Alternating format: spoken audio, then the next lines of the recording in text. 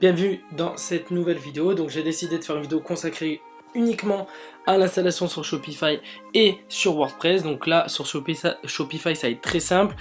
Du coup vu que j'ai pas de compte, je vais vous montrer parce que Facebook vous montre vraiment comment utiliser pour mettre ça sur Shopify. C'est très rapide sur Shopify. WordPress ça demande un peu plus de temps, c'est pour ça que je vais faire juste simple avec les utilisations Facebook pour Shopify et vraiment faire de A à Z avec WordPress, et j'ai pris ma boutique en ligne pour vous montrer comment faire.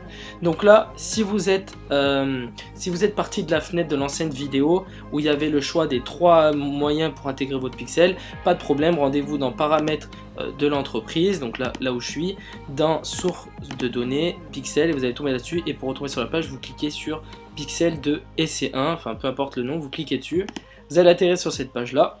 Et donc vous cliquez sur configurer le pixel. On se retrouve avec la page où on était resté dans la précédente vidéo. Donc au cas où vous avez quitté, je vous montre quand même comment y retourner simplement.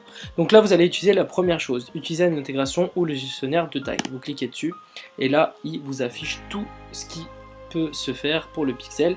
Donc là pour Shopify vous cliquez dessus et donc là c'est super simple, vous vous rendez sur votre compte Shopify. Donc connectez-vous à votre compte Shopify et cliquez sur boutique en ligne.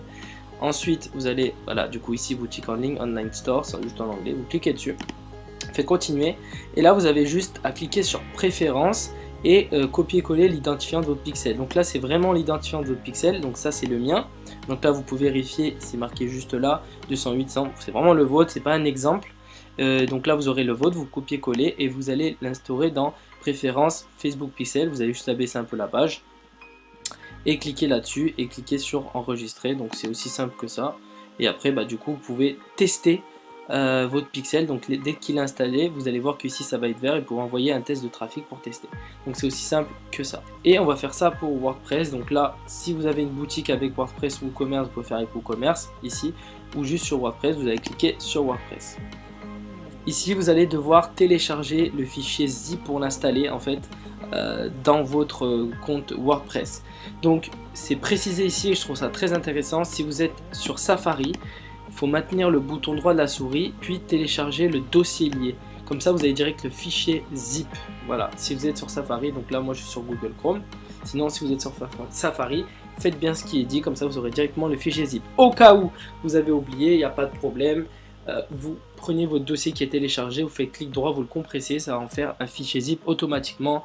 Voilà, si vous êtes sur Mac, c'est très très simple. Donc là, on va cliquer sur télécharger. Ensuite, vous faites continuer. Donc là, il vous dit d'aller dans plugin, donc dans votre dashboard WordPress, plugin. Donc là, je l'ai ici.